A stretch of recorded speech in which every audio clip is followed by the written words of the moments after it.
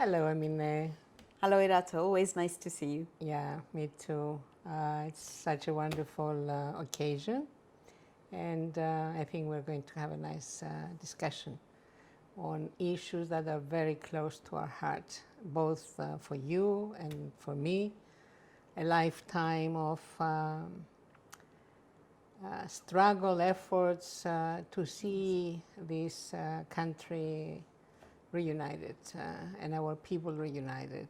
At least that has been my dream throughout the years since I remember myself. So I'm so happy to see people like you, and I have got to know you. I have followed your own efforts, and I do appreciate really what you are, what you represent for your community, what you represent for women, not only in your community, but all over Cyprus.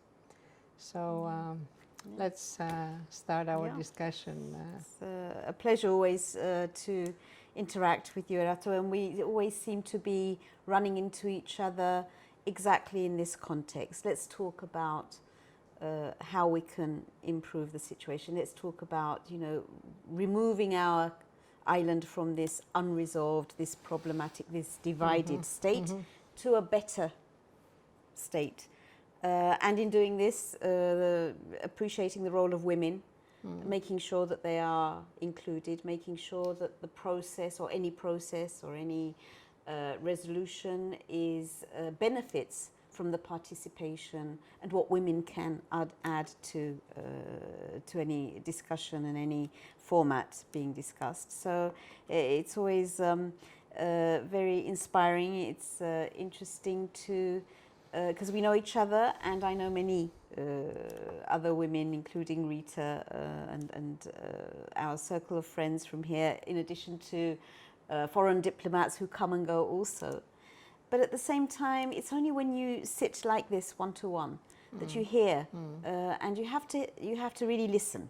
Yeah. By here, you have to listen to the sensitivities, the priorities.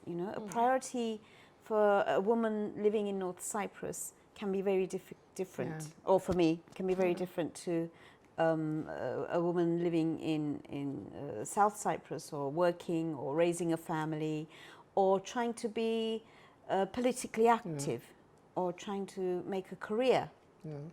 And in a way, every career has its politics. If you want to be a good lawyer, or if you want to be a good filmmaker, or if you want to be a good teacher, there is also the politics around that you have to navigate, both as and become expert in that profession, but also as a woman. Yeah. The difference there. It's so unfortunate, really, that throughout all these years that we were trying to solve this problem, women have not really been active in any, I would say, essential way in the negotiations. I mean, there were very rare occasions, at least on our side, of women being actively involved in the negotiations. But I'm sure also on your side is the same. It has always been negotiations, man-made negotiations, male-dominated, with male protagonists and male perspectives as well. And this is one of the issues that we need to tackle, and this is one of the issues that the UN also is very concerned, has been concerned for a number of years now, especially after Resolution 1325 of the Security Council, when the Security Council unanimously declared that women are and should be an essential part in peace processes. Yeah. Without women, without women's and gender perspectives, even if you have an agreement at the end, these agreements are not usually stable, and in many occasions they collapse. So it's very, very important this time around, and I do believe that we will have again negotiations. I am not a pessimist. I have always been very optimistic in my life, despite the obstacles. There are many, many obstacles right now. But we have to be persistent. We have to, especially women, especially civil society, we have to push. We have to continue to exert our efforts in so many ways towards the leaderships in order to finally go back to the negotiations. Because without negotiations, we're not going to have a solution. Without a solution, then, as you very well know, many negative things will follow for us, for our people, for our children, for our grandchildren. So it's very, very important. But you said something very important before about listening. I think this is something that was lacking throughout the years of our coexistence as two communities. We have never actually listened to each other. And this is what is called empathy. Listening, but also trying to be in the place of the other. So we had always two separate narratives. We always insisted on our narratives. And, you know, we never actually listened to the, of course there were, you know, certain exceptions of individuals, groups, but as a general, you know, the two communities have been distant from each other and have never tried to actually see the other person's, the other community's perspective. I agree with you that it's a very masculine way of organizing things, that you have to be firm, clear-cut, and very convinced of being in the right, to the point where it's always an antagonistic relationship. It's not a welcoming, embracing, a listening, an interacting, an empathy promoting style. It's about, and then that carries on to the table, where it's about who wins and who loses, and there has to be a winner and a loser, instead of being, I always say, because I also do mediation in a lot of different contexts, you know, whether it's a dispute between business people or a family dispute, and I say I consider myself on the side not of one or the other party, but on the side of the process. I am a big supporter of the process that is going to lead to an outcome, you know, an amicable solution. So that's the passion. The passion is not which side is more in the right, or which side deserves more or less, because that is a different kind of mindset. I think we really need to work on the mindset of being passionate about getting there. And also to reach compromises. Yes, well, that's part of it. This is very, That's very absolutely important. part of it.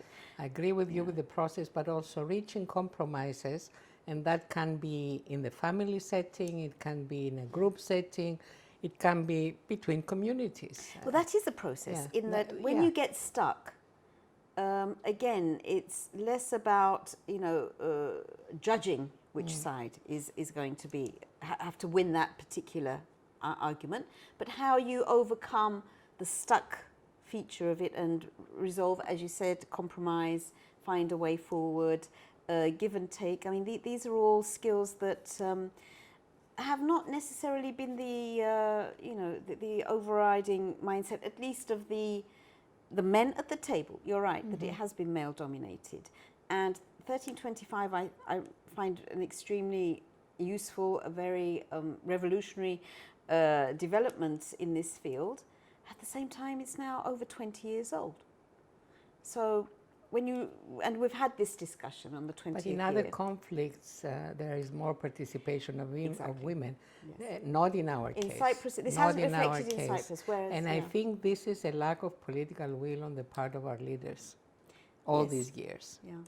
In other situations, for example, in Ireland, for example, in Philippines, in the Philippines, in other conflict situations, there is an effort to introduce more women into the negotiations. There were cases that chief negotiators were women. Yes. But not in our case. There is a resistance Yes. on the part of the leaders, the circle of the leaders, to allow more women to be part of this process. You know what I see here, and this is a dilemma that I have had personally, and I find a lot of parallels with your career and mine. I want to ask you this.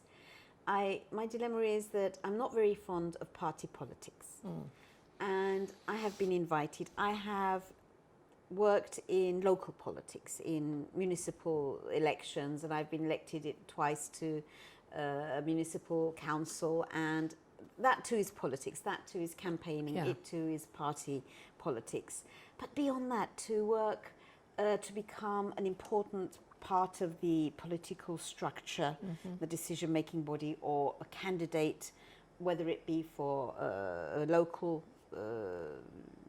administration or for a cabinet post, that side has never appealed to me, personally. And I see this in more and more women. And then, but what happens then, the downside of that is if women don't get themselves into that same field where the men are dominant at the moment, then that means that then they are not there ready to then take the next step to be at the table, because on both sides, in our established format, the people at the table are the political leaders, the elected leaders of the two communities. The hats and the labels are secondary, but it's definitely based on elected leadership, and those elected leaders are men. And I sometimes feel, am I being inconsistent in that I want women to be there, but I really don't want. Maybe this is your personal feeling about politics and so on. I think I share a lot of that, not about politics in general, but party politics, because I never belonged to any political party. I don't want to belong. I really want to be free. Because I think that being a part of a political party, you have to obey the rules in most of the cases. So I really don't. In this stage of my life, I really want to be very free and. But then, does this become a disadvantage in this context? Yeah, maybe sometimes. But this issue of women in politics is very wide. And I think it's very connected to the way society and the state supports women to be more involved, because most of the women are involved in the raising of their children. All these responsibilities, especially regarding children, elders, and so on, they are left to women.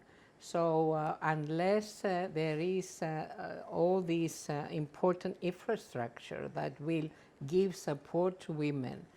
I lived many years of my life in the Nordic countries, and I really appreciate the Nordic model of support for women. And this is why in these countries we have so many women involved in politics. I think most of the countries of Scandinavia, they have women prime ministers, women presidents. All of them, they had one time or another women in very high positions. Almost 50% of their parliaments are women. And this is not only because women in these countries, they just decided that they want to be involved, but the whole society gives them all this support. Systematic support. To be able to engage in politics, because politics is a very difficult. It needs time, it needs dedication, it needs traveling many times. So it's not easy for a woman who is married, who has children, and so on. But, I think sometimes when we discuss this, it looks like we're discussing the actual physical presence of two genders, but it's not so much that about women being more involved and actually changing the whole method of politics. Because I think this is very true for Cyprus, for example, unlike Scandinavia. And that is that politics is done in a very masculine way, in a very patriarchal way. Everything from the terminology to the times of the meetings to, you know, the kind of tactics. It's all very masculine. And I think it's going to be chicken egg, that the more women you get involved in politics, then it's going to change the way that politics is formed. I mean, can you imagine, I think it's in Sweden at least, that there is feminine foreign policy. Feminist foreign policy, yes. Yeah, as the very expression. Can you imagine something like that being discussed here in Cyprus? It's just so far away. Yeah, it is, but it is just copy-paste. It's not in the essence that the Nordic countries they have. But let's go back to the Cyprus issue, because I think this is something that I think both of us have been involved in many stages of our lives, in many efforts. I think that one of the obstacles that we have been facing throughout the years, Emine, is that people have never been really involved in any way in this process. The civil society has remained distant, not because of their choice, but because of the process itself. It's a leader-led process, so it's the leaders with their collaborators, you know, men, usually men, and civil society has, and also confidentiality and secrecy of this process. So people throughout these years have been really remained distant from this process, and this is why there is a sort of apathy, you know, lack of disconnection, lack of interest. Okay, we had it before, we'll have it again, and this is very dangerous for me, especially for the younger generation, because if we lose also the younger generation and they become indifferent, then things will be more difficult. I do hope that if we start again negotiations, when we start again negotiations, apart from women's participation, we should also have a more transparent process. A process that will allow civil society also to be informed, civil society to be part of the negotiations as well. Something that happened many, many years ago when South Africans were negotiating the solution of their problem. Totally transparent. Totally transparent. Trade unions, political parties, you know, huge delegations, they were all part of this process, and they felt ownership, really, of the process. So I don't know what if you agree with me on that. There's two sides to that. One is indeed ownership, that people must feel it's relevant to them. It is about them. It is about their lives and their future and that of their children and grandchildren. And also, the other part of that is accountability. I'm not sure we have a sufficient degree of accountability of these leaders, of these political representatives at the table, doing it their way, doing it in secrecy, doing it whatever they do, and then coming out and explaining it in their own way.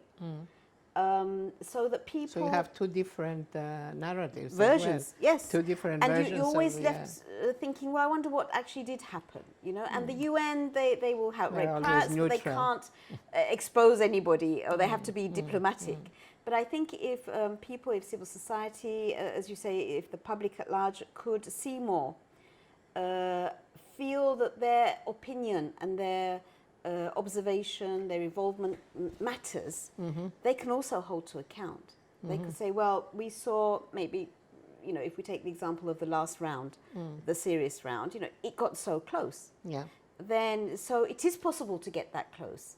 So why abandon it? Or, okay, it was abandoned for whatever reason. I'm not going to get involved in a blame game. But okay, let's get back.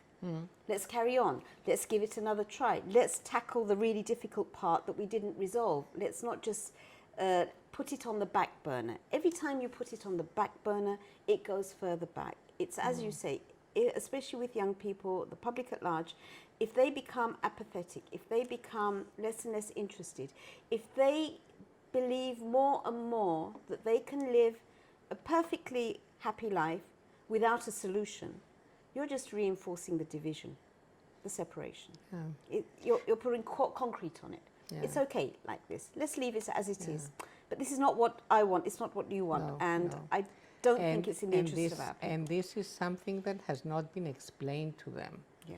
What does it mean, really, if we, let's say, leave things as they are, what we call the status quo? Yeah. Is it going to remain as we know it, or is it going to worsen?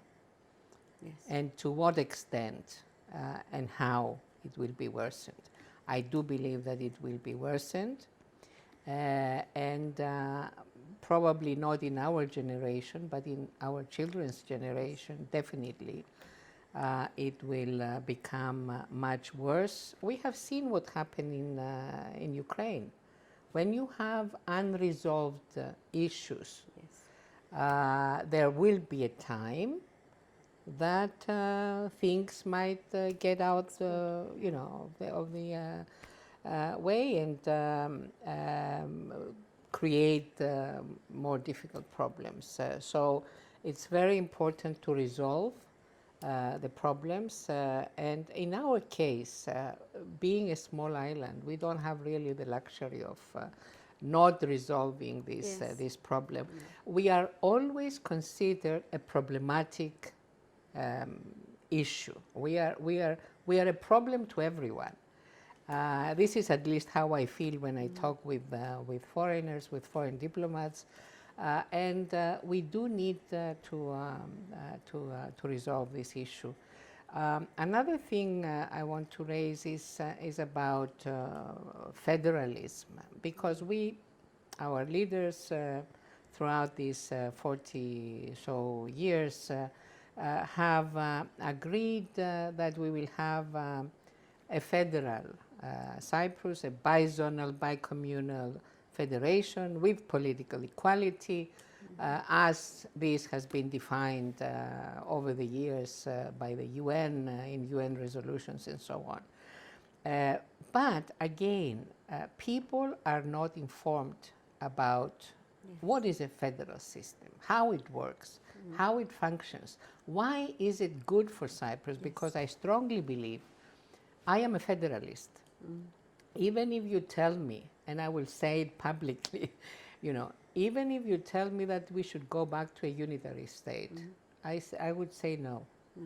Because I believe that in the case of Cyprus, because of our history, because of the conflict situation that we both suffered, the only system that can bring us together in a way that we can both prosper, function, retain and nurture our identities and our culture, you know, is the federal system. And this has worked in so many other countries. There are 25 countries or 28 now in the world that they have they live under the federal system.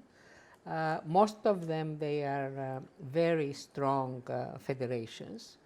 And there are many countries also that went through conflicts, like, for example, South Africa and other countries, that the only system that could really keep the country together is the federal system. But unfortunately, we have not explained to people in a simple way, not in a legalistic way that they don't understand, but in a simple way, how a federal system functions and why it's beneficial for us, for the Cypriots. Yeah. I agree. Again, it's to do with that dislocation from the process, the exclusion of the population of the whole island that is going to be hopefully united and operating within a federation, being excluded from the discussion of it, as if this is a secret, as if this is the expert knowledge and the power of the people at the table to know and to discuss this, but not the rest of the population. So I agree with you. And also, I think we need to be more realistic in both extremes. One extreme is let's stay as we are. The other extreme is let us be separated totally, you know, two independent or separate units. I think neither of them are realistic, and they're certainly not good for us, and they're not achievable or sustainable, at least. So we have to also accept that, you know, if the bizonal, biconal federal solution has come to be the basis on which all the talks are happening of decisions one after the other, whether by the UN, by the two leaders, again, reinforcing this basis. There is a really very good reason in that it's the best that we can do. It may not be perfect, it may not be the ideal for many people, but no system is. Of course. No system is. But and every federation is different. I mean, our federation, I think, will be different than any other federation. The same way that the other federations. Every federation has its own particular characteristics. There are some common characteristics, of course, in all federations, but there are some particular characteristics that fit to the particular situations, whether it be, you know, different. For example, Canada. Canada is I think, is probably the closest to our case because it has a bicommunal, bilingual. Of course, it's a much bigger country. It has, I think, 16 provinces. It's not going to be bizonal, bicommunal, but still, the Canadian model of federation, I think, is something that we have to look at. Because it has survived. Of course, there were some, on some occasions, cases of secession and leaving the federation. But still, I think there are, through the different amendments of the Canadian Constitution, the French-speaking community has acquired the confidence, you know, throughout these years to remain within the Canadian Federation.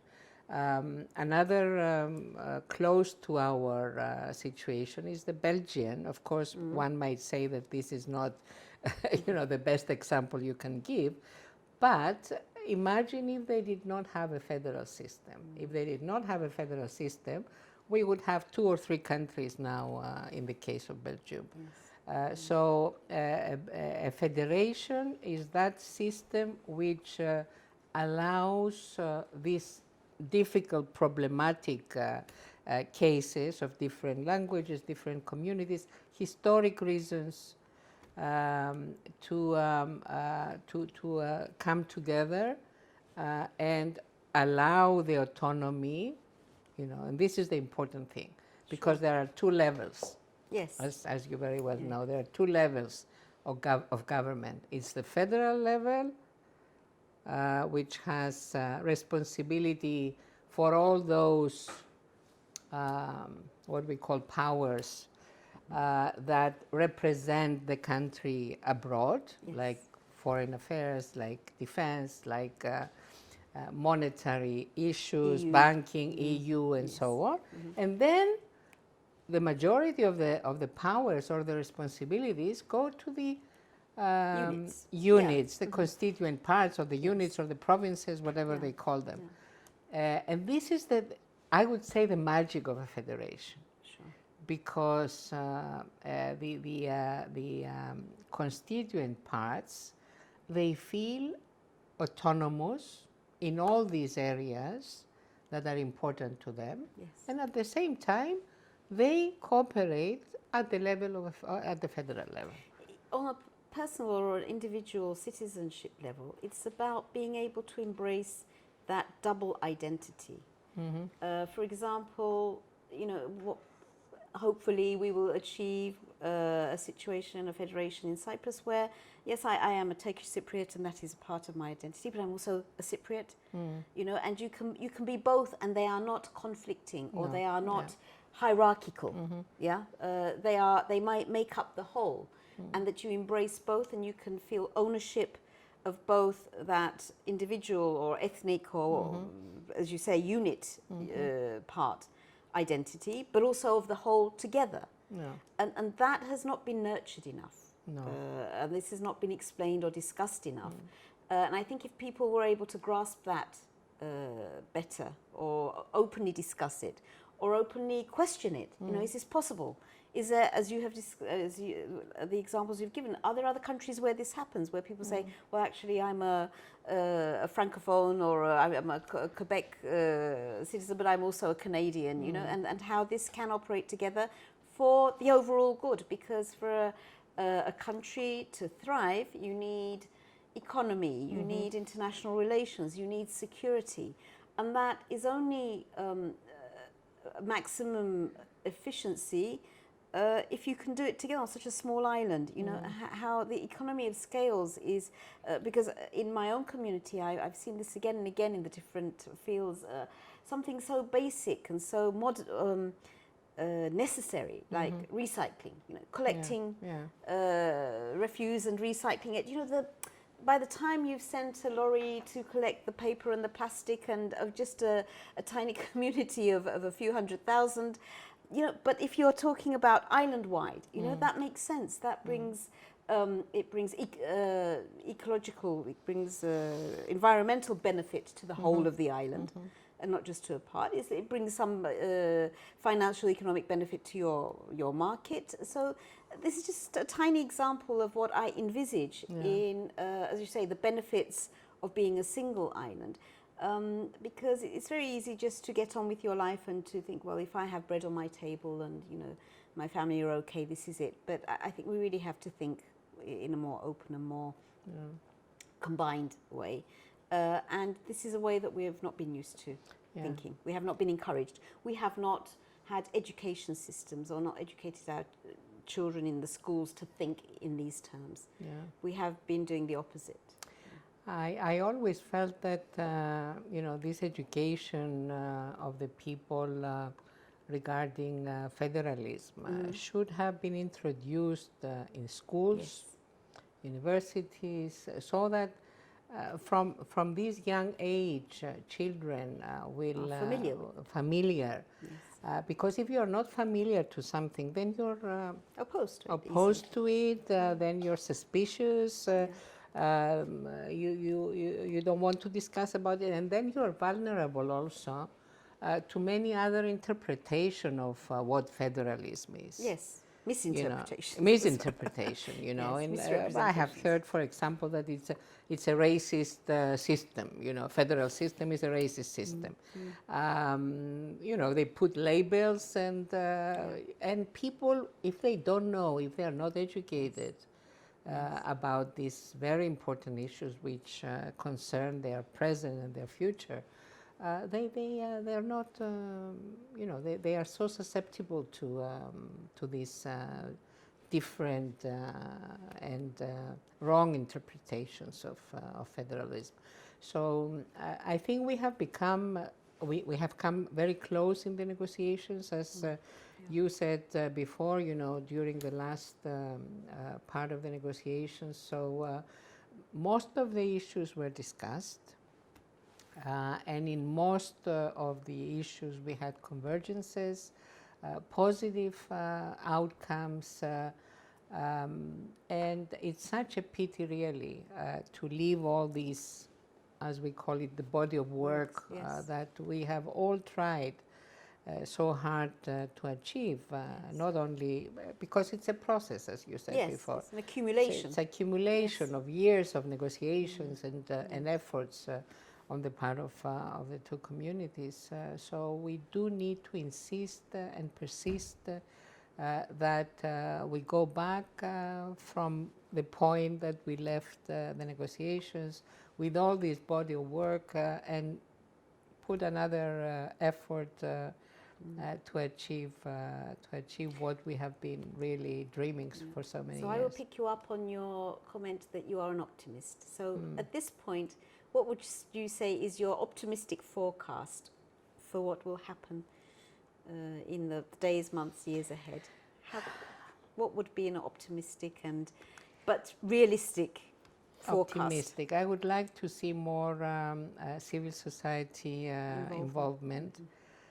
Because this is the only way, and you know, I think both you and I, we have been very active in having more involvement of civil society, more women, in order to put pressure on the leaderships, the present leadership, the future leadership, because without this pressure on the part of civil society, we are not going to have, unless suddenly, you know, we have leaderships in both communities that they will be inspired for a solution.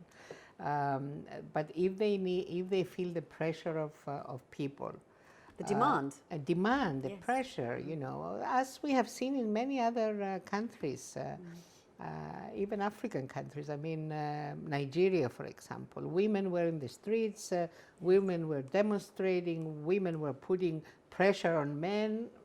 Leaders, and they were able really to change things. So we do need to have more civil society, women involvement in these efforts, and I want to believe that we still have a chance. That's why I'm saying I'm not a pessimist. I cannot be a pessimist, otherwise you just leave everything as it is. And I'd like to share my point of optimism, and that is compared to, because when we look long term, compared to 30 years earlier, 20 years earlier, now I'm seeing more interaction between the two sides. And we always say it's not enough. It's never enough to tip the scales, so to speak. But it's a lot more than it was. I mean, just look at the crossings, you know, and how there's been a call, a backlash that these has to be they have to be relaxed. They have to be increased in number because there's too much congestion. So there is a demand, there is a flow. And I sometimes watch when I'm sitting in the queue myself and think, where are all these people going? What are they doing? You know, are they going to get petrol? Are they going to meet a friend? Are they going to Ayia Napa for a party? You know, but it doesn't matter. There is interaction. It doesn't matter. You know, even if they're going shopping on each side, it's a crossing over. It's a little bit of normalization. You're going to meet, and you're going to have to talk to and explain yourself to somebody, you know, whose first language is not the same as yours. So there has been a little bit of improvement. And I wonder, I even thought, has it got something to do with COVID? You know, maybe after COVID, people had change of philosophy. I don't know. So there is a Turkish expression which says to dig a hole with a needle. It's very slow. Yeah. But in the end... But you have a hole. In the end, if you keep at it, you will. And that's how I feel. We're taking very small steps, but there is also progress in that respect. The trouble, another factor that we haven't touched on, but that is also very important, is the media. Yeah. The media, as they are now, and as they have been even worse in the past, will pick up on anything negative. Yeah. A strong statement, you know, condemning the other side or the blame game or whatever will get very good headlines, and you know the politicians. I guess they think it makes them sound stronger and more popular. But some of the more positive things happening, you know, young people playing sports together, or you know, cross visits, or groups trekking with each other or women walking together. These are low-key news. You know, it's disproportionate. Yeah. And that makes it look as if the activity is disproportionate, that there's more bad feeling than good feeling. I think this is a distortion that the media, and of course the politics behind the media, is nurturing, whereas in fact there is more and more interaction, more and more people mixing, buying, selling. I know, you know, sometimes I joke it's black comedy that you get criminal activity together, you know, by communal criminals, you know, some kind of mixing that, you know, it's not that it's desirable, but I'm trying to say that there are also many channels now increasing. Oh, you touched a very important issue, you know, that this is about bi-communal projects, confidence building measures, which should not always be, you know, these huge big ones that are usually political. People to people. People to people, small projects. I strongly feel that, you know, this has been my position for many years, is that we should learn each other's language. Of course. This is a disgrace, I think, of our leaderships so far, that they have not, you know, took up this issue of teaching each other's language in schools, because by teaching the language, by learning the language of the other, then you get to understand more the other community. You get to follow media, follow discussions, participate in discussions. Now we always need an interpreter, or, you know, if we speak English, but if there are many young people, for example, or older people who don't speak English. So it's very difficult to have these bi-communal discussions, which are so important. So language, I think, is very important. Canada, again, if we give the example, has been very pioneer in this issue.